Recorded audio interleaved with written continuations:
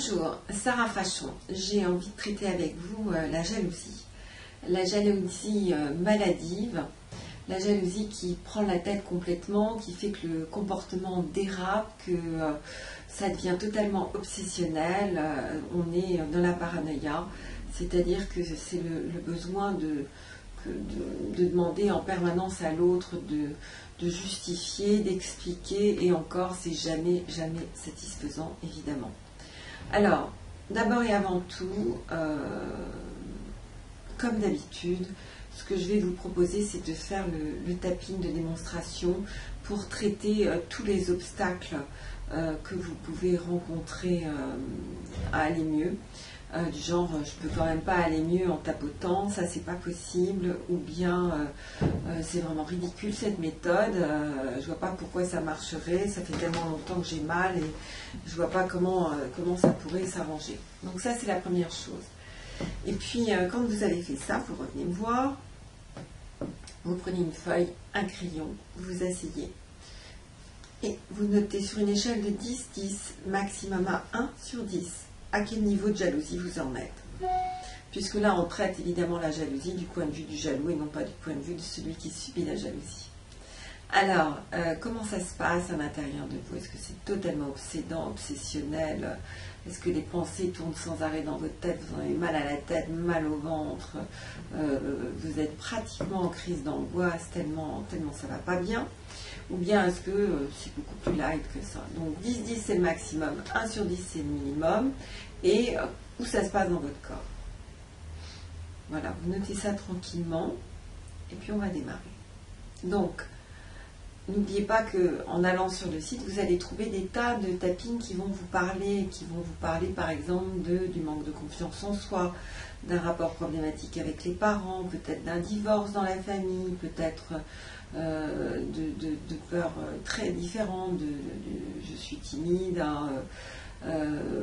toutes les peurs qu'on peut avoir. Vraiment, allez sur le site, c'est pour ça que je sors beaucoup de tapping toutes les semaines pour vous permettre de faire votre thérapie. Là, vous n'avez même pas besoin de me rencontrer en vrai, si vous ne le désirez pas. Vous pouvez vraiment faire votre thérapie en étant chez vous, tranquillement. Parce qu'il faut sortir de cet enfer. C'est un enfer que la jalousie, et jamais ça ne permet à un couple de fonctionner. Quand vous êtes prête, on y va. Même si je suis vraiment jaloux. Et là, vous répétez, je vais parler au masculin, ça sera plus confortable pour moi. Mais évidemment, c'est générique, même si je suis vraiment jaloux. Et que c'est totalement obsédant. Je m'accepte complètement et profondément, avec tous les soupçons qui me hantent. Même si je suis jaloux. Je check tout, je vérifie tout. Je m'accepte complètement et profondément. Même si je passe mon temps à vérifier tout. Évidemment, je ne suis jamais satisfait. Je m'accepte complètement et profondément avec cette jalousie. Je suis la tête. Je suis vraiment jaloux. Au niveau des sourcils, c'est obsédant. Au niveau de l'angle des yeux, je crois que j'en deviens malade. En dessous des yeux, je ne me reconnais pas. En dessous du nez, je passe mon temps à checker le planning. En dessous de la bouche, son téléphone n'a plus aucun secret pour moi. En dessous des clavicules, dès que j'ai un moment, je vérifie les SMS. En dessous des bras, je vais sur sa boîte mail. En dessous des seins, les images tournent dans ma tête. Au-dessus de la tête, je me fais vraiment un mauvais scénario. Au niveau des sourcils, je suis obsédée par des images. Au niveau de l'angle des yeux, je mets ces images dans ma tête. En dessous des yeux, c'est toujours moi qui ai le rôle de la victime. En dessous du nez, et je m'en veux tellement. En dessous de la bouche, je ne sais pas pourquoi ça s'est passé. En dessous des clavicules, je suis tellement obsédée. En dessous des bras, je passe mon temps à vérifier. En dessous des seins, mes copains, mes copines me disent « mais ça va ». Au-dessus de la tête, j'arrive pas à lâcher. Au niveau des sourcils, Quoi qu'on me dise, je ne suis pas satisfait, pas satisfaite. Au niveau de l'angle des yeux, je me sens tellement en insécurité. En dessous des yeux, si ça venait de mon enfance. En dessous des nez, si ça venait de mon adolescence. En dessous de la bouche, si ça venait de mon rapport avec ma famille.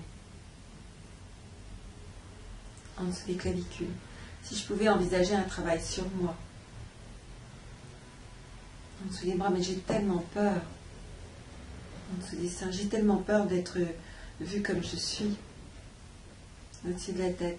C'est comme si ça me cachait, cette jalousie. Au niveau des sourcils. Comme ça, on ne me voit pas. Au niveau de l'angle des yeux, je me sens tellement faible. En dessous des yeux, je me sens tellement minable. En dessous du nez. Au moins, je vis par procuration. En dessous de la bouche, c'est comme si je projetais ma vie dans celle de l'autre. En dessous des clavicules, j'ai tellement peur. En dessous des bras, j'ai tellement d'angoisse. En dessous des seins, je ne peux pas faire confiance. Au-dessus de la tête. Et si c'était mon comportement qui allait pousser l'autre à la faute? Au niveau des sourcils, et si à force de voir l'autre en faute, j'allais le projeter dans cette faute? Au niveau de l'angle des yeux, je suis tellement obsédée. En dessous des yeux, je suis tellement certain que je vaux rien. En dessous du nez, l'autre ne peut pas m'aimer. En dessous de la bouche, c'est pratiquement vital pour moi de le prouver. En dessous des clavicules, parce que si l'autre m'aime, ça veut dire que je vaux quelque chose. En dessous des bras, moi, depuis que je suis enfant, je suis convaincue de rien valoir. Au-dessus de la tête. Ici, cette paranoïa que j'ai me servait à ça. Au-dessus de la tête. Si c'était une façon pour moi de dire, tu sais, je me sens tellement nulle, tellement minable. Au niveau des sourcils, c'est pas possible que tu m'aimes. Au niveau de l'angle des yeux, forcément, tu vas rencontrer quelqu'un de bien mieux que moi. En dessous des yeux. Et si je sortais de cette spirale de douleur? En dessous du nez, si je commençais à avoir moins mal? En dessous de la bouche, j'ai tellement peur. En dessous des clavicules, si je commençais à avoir moins peur. En dessous des bras. Mais j'arrive pas à me rassurer. En dessous des seins, c'est comme si l'enfant en moi était tellement insécurisé. Au-dessus de la tête. Et qu'il ne se sent jamais aimé. Au niveau des sourcils. Et si cet enfant avait fait du mieux qu'il pouvait? Au niveau de l'angle des yeux. Peut-être même que maman et papa ont fait du mieux qu'ils pouvaient avec leur histoire. En dessous des yeux, que ça ne justifie rien. En dessous du nez, mais que c'est leur histoire. En dessous de la bouche, et moi je fais du mieux que je peux. En dessous des clavicules, et si j'arrêtais de m'en vouloir? En dessous des bras, et si je commençais à m'accepter? En dessous des seins, avec mon intense besoin d'être aimé. Au-dessus de la tête, mon besoin d'exister. Au niveau des sourcils, mais j'ai peur de me décoller de l'autre. Au niveau de l'angle des yeux, j'ai tellement de mal à identifier ce qui me fait envie, ce qui est mon besoin. En dessous des yeux. Et si j'osais enfin commencer à vivre pour moi? En dessous du nez. Si je pouvais enfin identifier quels sont mes désirs? En dessous de la bouche, sans avoir peur que l'autre m'abandonne. En dessous des clavicules, si j'arrêtais de projeter l'autre dans la faute. En dessous des bras. Et si dans ma famille, on m'avait projeté dans cette jalousie, dans cette peur, en dessous des seins, et qu'aujourd'hui je choisisse d'en sortir. Au-dessus de la tête. Je libère et je lâche cette jalousie obsédante. Au niveau des sourcils, je libère et je lâche cette paranoïa. Au niveau de l'angle des yeux, je libère et je lâche cette insécurité permanente. En dessous des yeux. Et si je pouvais lâcher ces exigences? En dessous du nez. Et prendre le parti de faire confiance. En dessous de la bouche, je sais que ça ne va pas être simple. En dessous des clavicules, ça fait si longtemps que je fonctionne comme ça. En dessous des bras, moi je suis habituée à fonctionner comme ça. En dessous des seins, je suis habituée à ne pas avoir confiance. Au-dessus de la tête, c'est quasi mon identité, ça. Au niveau des sourcils, et tout d'un coup, il faudrait que je change d'identité. Au niveau de l'angle des yeux, je libère et je lâche. Et si je pouvais commencer à me faire confiance? En dessous des yeux, si je me fais confiance, je peux faire confiance. En dessous du nez, et si c'était pas l'autre que j'espionnais, mais c'était moi. En dessous de la bouche, j'ai tellement besoin de trouver mes failles. En dessous des clavicules. Et si ce que l'autre aimait en moi, c'était mes failles, mes zones d'ombre et de lumière. En dessous des bras, je libère et je lâche. Si je pouvais commencer à me faire confiance. En dessous des seins, je libère et je lâche. Et là, vous inspirez. Vous mettez vos mains largeur des épaules et vous allez réunir cette souffrance, cette jalousie, cette inquiétude, ce manque de confiance, cette angoisse dans vos mains. Vous la réunissez comme ça, jusqu'à ramener vos doigts dos à dos, comme si vous alliez ouvrir cette boîte. Et là, vous ouvrez, inspirez. Voilà, inspirez. Et imaginez que le soleil est énorme. Il se lève devant vos pieds, il remplit toutes les zones d'ombre à l'intérieur de vous, ce soleil. Et il dissout toutes les zones les plus sombres. C'est ça.